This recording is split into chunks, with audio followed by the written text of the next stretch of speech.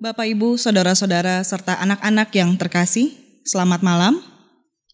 Kita bertemu kembali dalam ibadah keluarga sektor 1 sampai dengan sektor 8 yang dilaksanakan di rumah-rumah.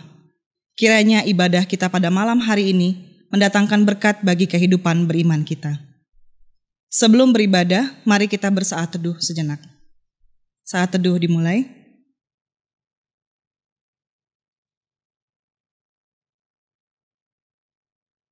Saat teduh selesai, jemaat dipersilakan berdiri untuk menghadap Tuhan serta memuliakan namanya karena kasih setianya besar atas kita.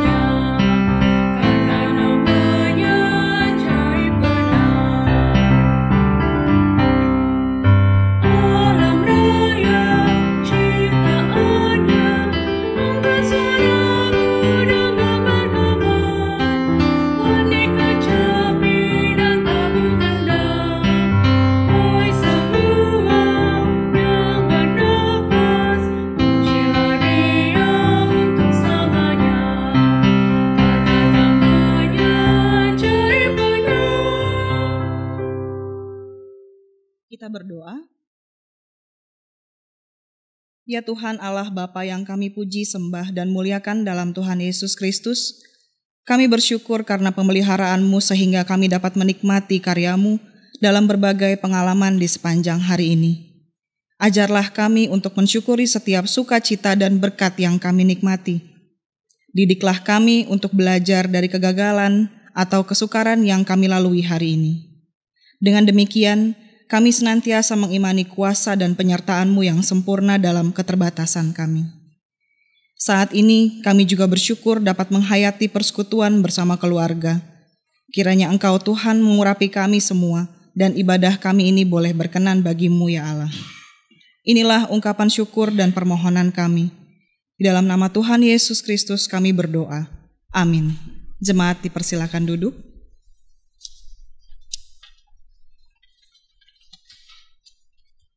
Jemaat yang terkasih, mari kita membaca kitab Mazmur pasal 73 ayat 21 sampai 28 secara berbalasan. Ketika hatiku merasa pahit, nusuk rasanya. Aku dungu dan tidak mengerti. Seperti hewan aku di dekatmu. Tetapi aku tetap di dekatmu. Engkau memegang tangan kananku. Dengan nasihat-Mu Engkau menuntun aku, dan kemudian Engkau mengangkat aku ke dalam kemuliaan. Siapa gerangan ada padaku di sorga selain Engkau? Selain Engkau, tidak ada yang kuingini di bumi.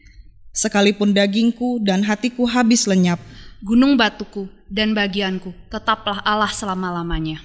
Sebab sesungguhnya siapa yang jauh daripadamu akan binasa. Kau binasakan semua orang yang berzinah dengan meninggalkan Engkau. Tetapi aku suka dekat pada Allah. Aku menaruh tempat perlindunganku pada Tuhan Allah, supaya dapat menceritakan segala pekerjaannya.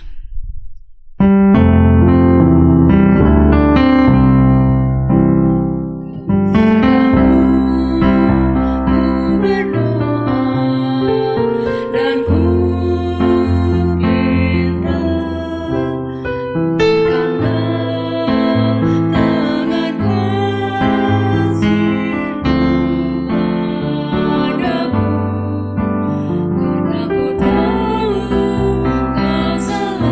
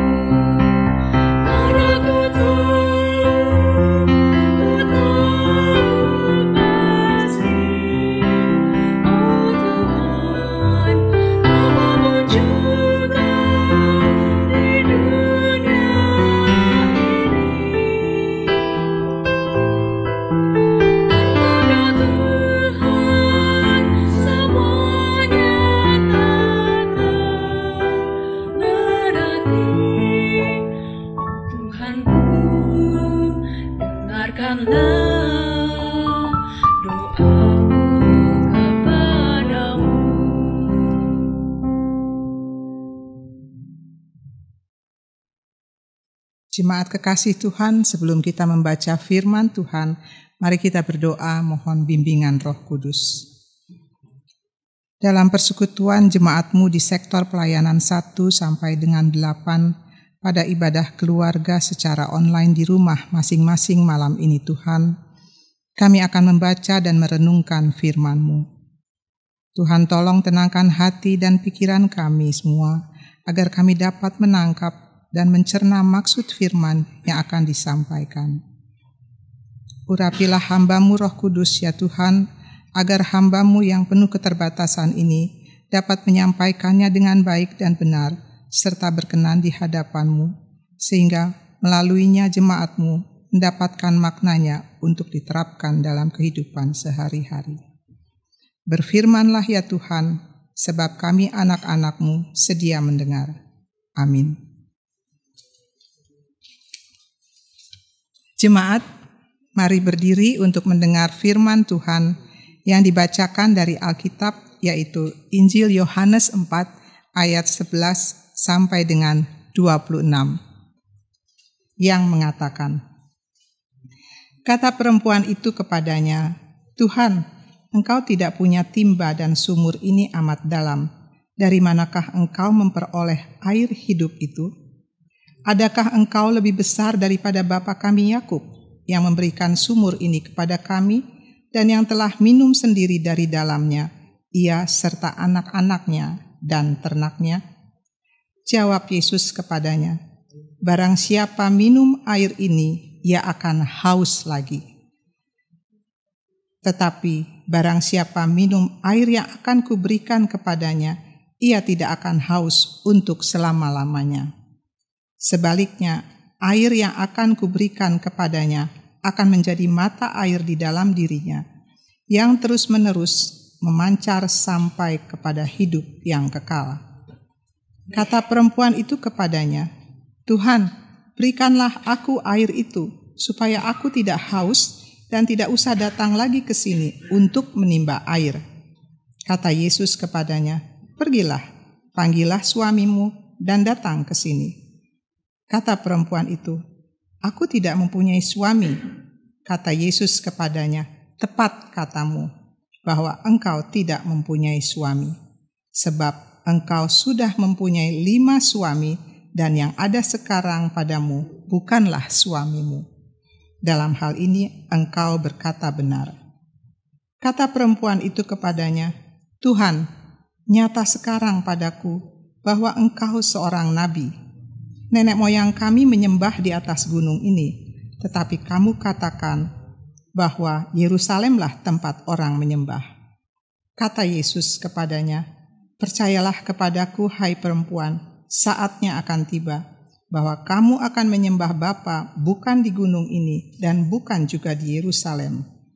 Kamu menyembah apa yang tidak kamu kenal, kami menyembah apa yang kami kenal. Sebab keselamatan datang dari bangsa Yahudi. Tetapi saatnya akan datang dan sudah tiba sekarang, bahwa penyembah-penyembah benar akan menyembah Bapa dalam roh dan kebenaran, sebab Bapa menghendaki penyembah-penyembah demikian. Allah itu roh, dan barang siapa menyembah Dia harus menyembahnya dalam roh dan kebenaran. Jawab perempuan itu kepadanya, aku tahu bahwa Mesias akan datang, yang disebut juga Kristus. Apabila ia datang, ia akan memberitakan segala sesuatu kepada kami. Kata Yesus kepadanya, akulah Dia yang sedang berkata-kata dengan engkau. Berbahagialah semua orang yang mendengar firman Tuhan dan melakukannya. Terpujilah Tuhan Yesus. Haleluya.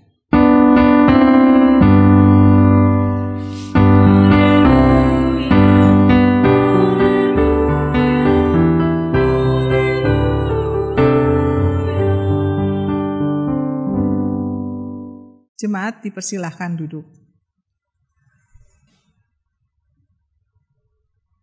Selamat malam semuanya, Bapak, Ibu, Oma, Opa, kakak, adik, dan anak-anakku sekalian. Malam hari ini kita melaksanakan ibadah keluarga. Walau masih belum bisa dilaksanakan secara tatap muka, kita tetap bersyukur. Bersyukur karena kita sehat dan dapat beribadah secara online. Kita bisa bandingkan keadaan kita dengan saudara-saudara seiman kita yang berada di pelosok-pelosok pedalaman. Sinyal pun susah, sehingga mereka tidak bisa beribadah, baik secara online. Oleh karena itu jemaatku, mari tetaplah bersyukur selalu. Bacaan kita malam hari ini diberikan tema berdasarkan sinodal, berikan yang aku butuhkan. Dalam hal ini, aku mewakili manusia. Jadi manusia pasti punya kebutuhan. Saya mau mengajak jemaat sekalian flashback sekitar tahun 80-an. Barangkali anak-anakku belum lahir, ya. Masih ingat film kartun Doraemon? Ya, ada film Doraemon. Doraemon itu tokoh film kartun anak-anak yang sebenarnya dia boneka kucing yang mempunyai seorang sahabat bernama Nobita. Ya, mereka digambarkan sebagai sahabat sejati, kemana-mana selalu berdua. Selain punya Nobita, Doraemon juga punya sesuatu, yaitu sebuah kantung ajaib. Kantung ajaib di mana bisa memberikan apapun yang diinginkan oleh Doraemon saat itu juga.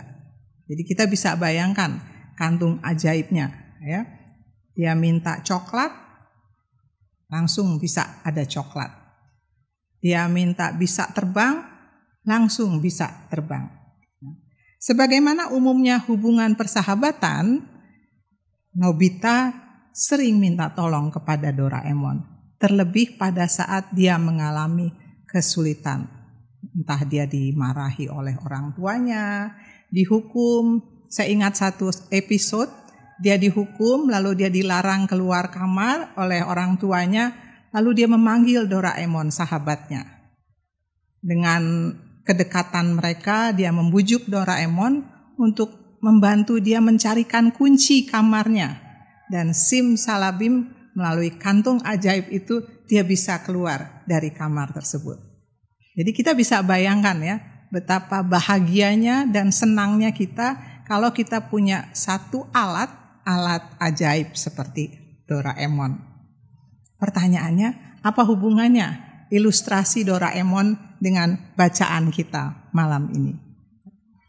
Bacaan kita malam ini merupakan lanjutan dari perikop tadi pagi. Kalau kita mengikuti, sudah menjalankan ibadah atau renungan pagi, Sabda Bina Umat, kita sudah dihantarkan mulai dari ayat 1 sampai dengan 10. Perikopnya berada di bawah judul Percakapan dengan Perempuan Samaria. Lengkapnya Yohanes 4 ayat 1 sampai dengan 45. Tapi yang kita ambil pada malam hari ini ayat 11 sampai 26 saja. Saudara-saudaraku yang kekasih, hampir dapat dipastikan bahwa kebanyakan orang juga pasti akan bahagia, akan merasa hidupnya terjamin kalau punya satu alat ajaib yang dapat memenuhi segala keinginannya. Karena dengan punya satu alat ajaib, orang tersebut nggak perlu bersusah payah, nggak perlu mikir jauh-jauh, pasti keinginannya pun akan tercapai. Walau sebenarnya kadang-kadang dan banyak sekali manusia itu tidak tahu persis yang saya inginkan itu sebenarnya apa ya. Contoh tadi waktu Nobita minta bisa keluar dari kamarnya waktu dia dihukum oleh orang tuanya. Apakah tujuannya lebih kepada supaya dia tidak dihukum atau supaya bisa bermain, atau supaya bisa melakukan aktivitas lain, itu belum tentu jelas, ya. Belum tentu tahu dia apa yang sebenarnya dia inginkan, atau ingin melawan orang tuanya, bisa juga. Dari perikop yang kita baca, dari percakapan perempuan Samaria dengan Yesus, kita lihat bahwa sebenarnya di awalnya tujuan perempuan Samaria itu ke sumur Yakub adalah untuk mengambil air minum. Itu adalah kegiatan rutinnya dia mengambil air minum di sumur Yakub. Jadi sumur Yakub itu adalah sumur yang dibuat oleh keluarga Yakub. Nah, di situ suku-suku Samaria dan yang lainnya suka mengambil air minum di situ. Siang hari itu di tengah terik matahari, perempuan Samaria itu sengaja datang ke situ untuk mengambil air minum. Kenapa dia mengambilnya tengah hari bolong, istilah kita, ya, tengah hari ambil air. Kalau orang-orang lain mungkin pagi atau petang. Nah, ternyata ada yang dia hindari, lingkungan sekitar, karena tahu siapa dia, kehidupannya yang sudah pernah menikah sebanyak 5 kali. Namun dalam perjalanan percakapan antara Yesus dengan perempuan tersebut, Yesus berbicara tentang air hidup. Pikiran perempuan tersebut perlahan-lahan berubah. Dari awal dia perlu atau butuhnya hanya air minum, berubah menjadi kebutuhan untuk air hidup. Seperti pernyataan Yesus yang dikatakan atau dituliskan di ayat 13 dan 14. Jawab Yesus kepadanya, "Barang siapa minum air ini, ia tidak akan haus lagi. Tetapi barang siapa minum air yang akan kuberikan kepadanya, ia tidak akan haus untuk selama-lamanya." Muncul pikiran di perempuan Samaria ini, enak dong ya, aku gak perlu tiap hari ke sini. Aku gak perlu menghindari orang banyak. Kalau begitu aku terima air hidup dari laki-laki ini, yang saat itu dia tidak tahu bahwa itu Yesus, aku akan tenang. Aku tidak perlu berpanas-panas mengambil air minum, karena air hidup ini menjamin bahwa aku tidak akan haus selama-lamanya. Pikiran perempuan tersebut, jika ia menerima air hidup, maka dia tidak akan lagi membutuhkan sumur Yakub itu. Kita lihat di ayat 15. Kata perempuan itu kepadanya, "Tuhan, berikanlah aku air itu, supaya aku tidak haus dan tidak usah datang lagi ke sini untuk menimba air." Ya. Jadi kata-katanya jelas. Kalau zaman sekarang mungkin, please kasih saya yang itu. Saya nggak perlu susah-susah lagi. Mungkin bahasa sehari-harinya seperti itu. Ya. Nah, jemaat yang dikasihi Tuhan,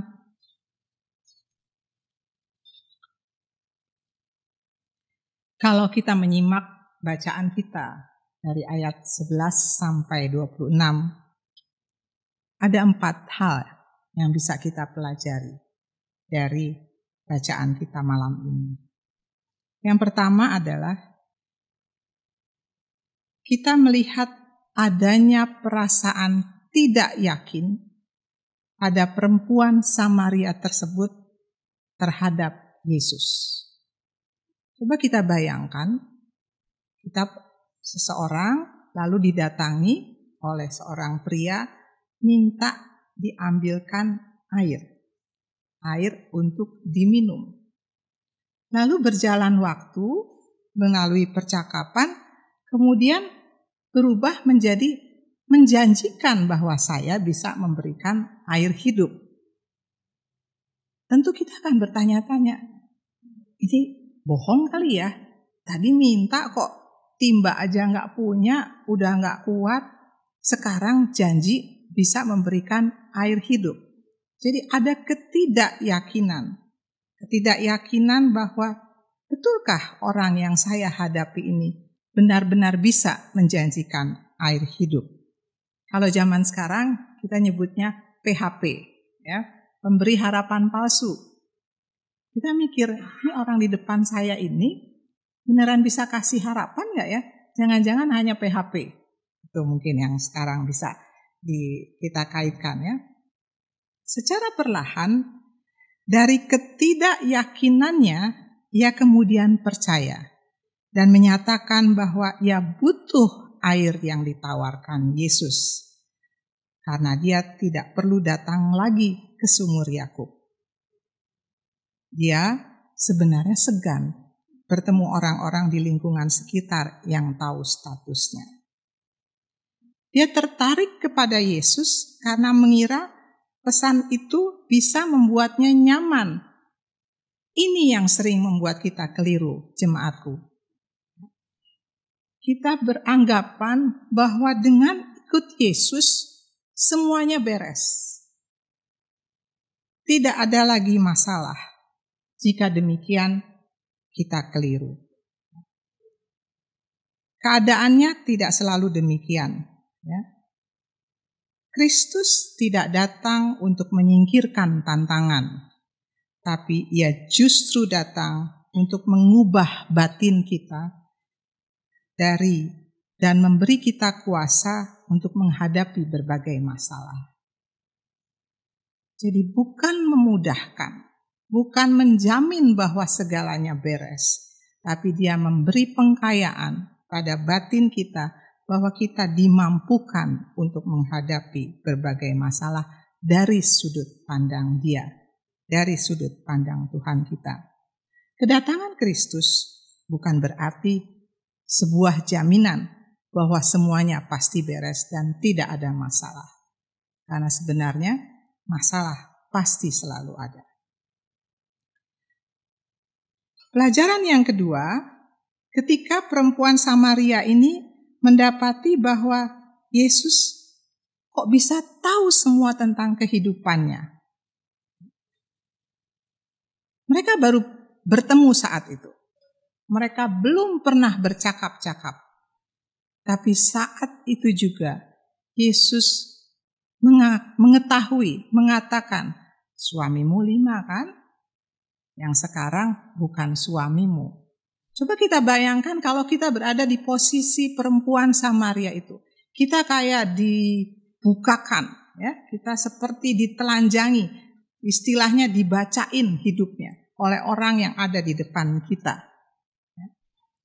Lalu perempuan Samaria itu mengakui bahwa Yesus adalah nabi. Seperti nabi itu adalah orang yang tahu apa yang tidak diketahui orang lain. Kalau kita lihat di 1 Samuel 9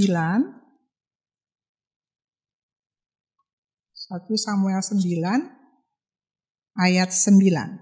Ya, saya bacakan.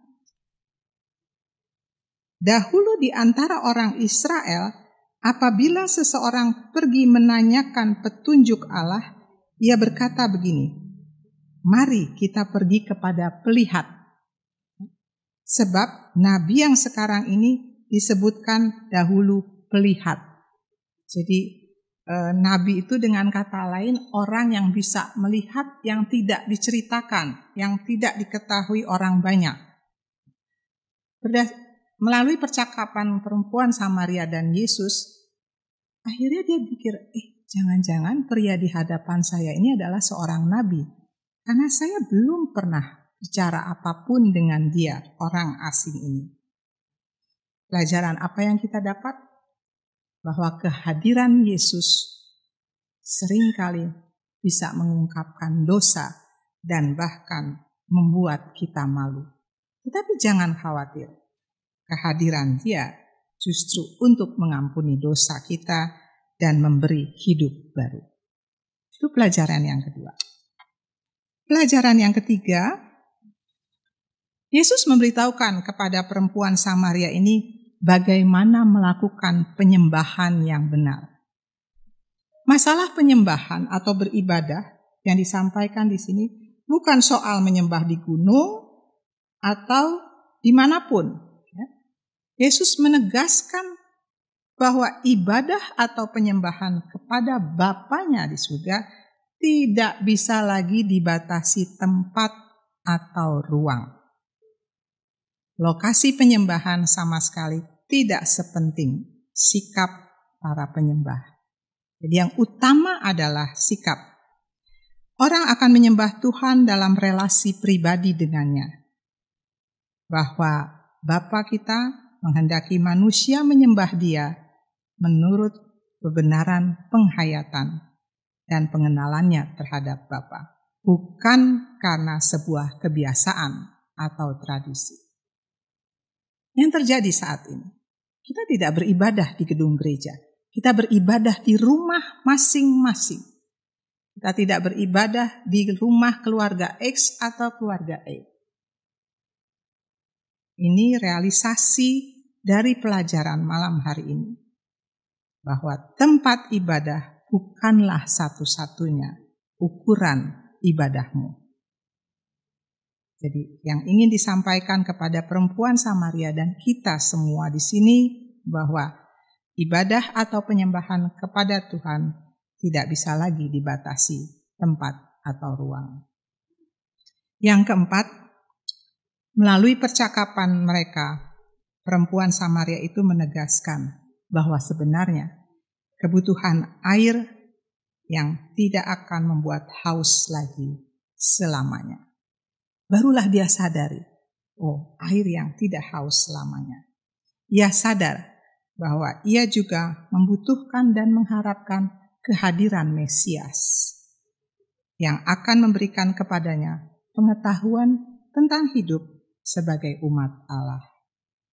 Mesias inilah yang akan menuntun dia untuk hidup sesuai kehendak Allah. Jemaat yang diberkati Tuhan, seringkali kita sebagai manusia mempunyai begitu banyak keinginan. Sedemikian banyaknya membuat kita tidak menyadari apa yang sesungguhnya kita butuhkan. Seringkali juga kita lebih menekankan pada kebutuhan jasmani dan mengabaikan yang rohani. Pengalaman perempuan Samaria pada bacaan kita malam ini mengajak kita untuk menerima keadaan diri kita sendiri. Bapak, Ibu, Oma, Opa, Opung, anak-anakku sekalian yang dikasihi Tuhan, mari kita buka diri untuk dicerahkan oleh Tuhan kita, agar kita dapat mengetahui apa yang sesungguhnya kita butuhkan dalam hidup ini. Tuhan memberkati. Amin.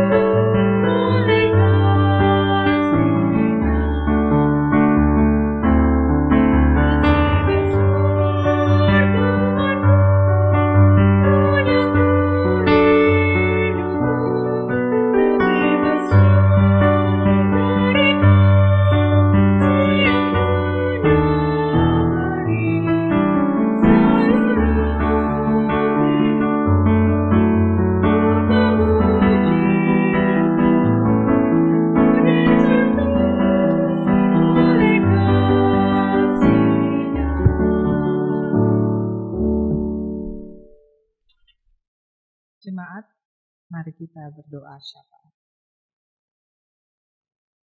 Bapa yang kami sapa dalam nama Tuhan Yesus Kristus, terima kasih Terima kasih atas firman-Mu malam ini, yang telah mengingatkan kami untuk lebih mengenal diri kami dengan berbagai keinginan kami.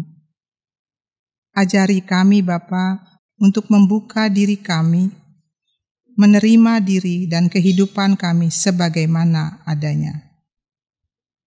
Termasuk di dalamnya Tuhan, menerima keadaan pandemi COVID-19 yang sedang melanda seluruh negara, bangsa, tidak terkecuali Indonesia, negeri kami.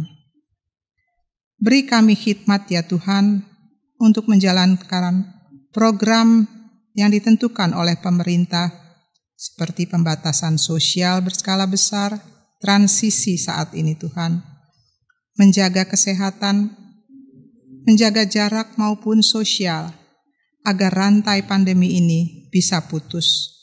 Untuk kemudian kami boleh Kau izinkan memasuki tahap hidup normal baru. Beri kami Bapa kesabaran, penerimaan diri dalam menghadapi banyak hal yang tidak sesuai dengan harapan kami. Bapa di surga, secara khusus dalam syafaat ini, kami berdoa untuk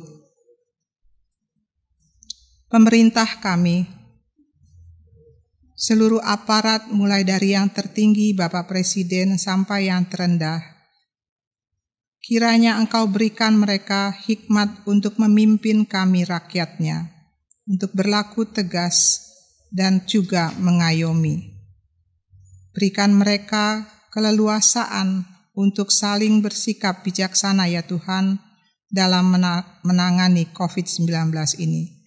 Beri mereka juga pencerahan pikiran untuk memperlakukan semua data yang masuk untuk bisa diolah dan dimanfaatkan dengan baik. Kami juga berdoa untuk Majelis Sinode, khususnya Majelis Sinode GPIB di seluruh wilayah Indonesia Tuhan, khususnya di gereja kami, Gereja Jemaat Kasih Setia. Tuhan, pada bulan ini GPIB memasuki bulan pelayanan dan kesaksian. Mampukan kami Tuhan untuk saling berbagi bersama dan tidak egois untuk menjangkau realitas sekitar kami secara utuh, sehingga pelayanan dan kesaksian kami menjadi berkat bagi sesama dan tentu saja berkenan bagi-Mu. Kami juga berdoa untuk keluarga-keluarga di sektor pelayanan 1 sampai dengan 8 Bapa. Tuhan, mereka yang sakit Kau kuatkan. Mereka yang penuh permasalahan, Kau berikan kejernihan berpikir untuk mendapatkan solusi dan kesabaran Bapa untuk tekun mengusahakan segalanya. Jemaat-jemaat yang mengalami kesusahan ekonomi, kiranya bisa mencari jalan keluar hanya atas nama-Mu Tuhan. Demikian juga yang sakit, khususnya para lansia. Kau kuat-kuatkan mereka agar mereka bisa menjalani kehidupan dengan semakin baik. Kuatkan juga keluarga yang merawat dan semua orang yang mengasihi mereka.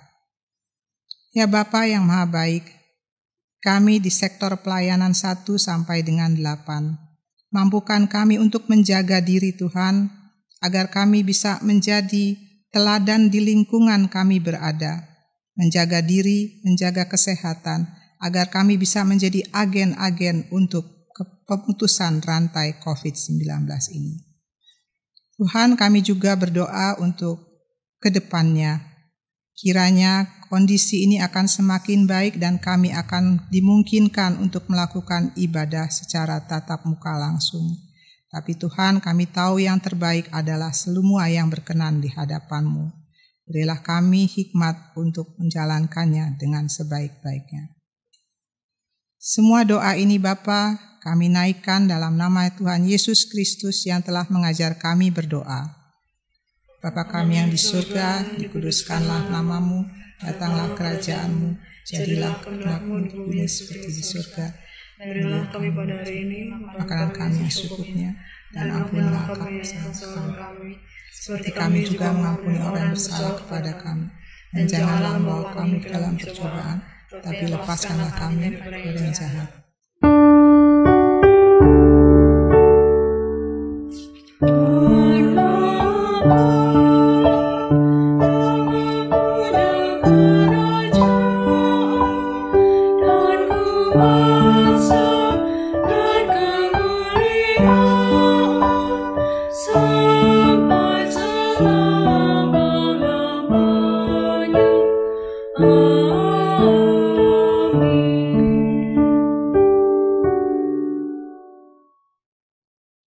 Jemaat yang diberkati Tuhan, marilah kita memberi persembahan kepada Tuhan berdasarkan pesan Alkitab dari Mazmur 119 ayatnya yang ke-108 yang mengatakan, kiranya persembahan sukarela yang berupa puji-pujian berkenan kepadamu ya Tuhan, dan ajarkanlah hukum-hukum-Mu kepadaku.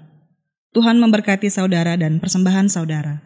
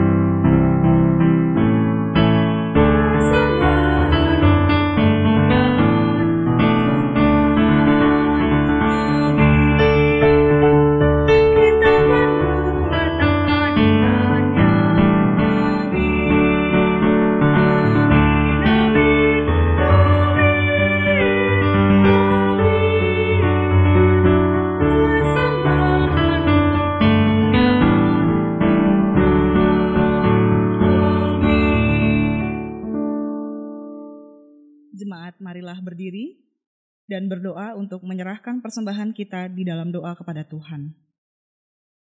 Ya Tuhan, punyamulah kebesaran dan kejayaan, kehormatan, kemasyuran, dan keagungan. Ya, segala-galanya yang ada di langit dan di bumi. Sebab kekayaan dan kemuliaan berasal daripadamu, dan Engkaulah yang berkuasa atas segala-galanya. Sekarang ya Allah kami bersyukur kepadamu dan memuji namamu yang agung itu. Sebab siapakah kami ini sehingga mampu memberikan persembahan sukarela seperti ini? Sebab daripadamu lah segala-galanya, dan dari tanganmu sendirilah persembahan yang kami berikan kepadamu. Dengan sukacita kami menyerahkannya di dalam doa kepadamu, ya Tuhan kami. Amin. Jemaat tetap berdiri. Jemaat yang terkasih, pulanglah dalam damai sejahtera, dan jadilah pelaku firman Tuhan di sepanjang hidupmu.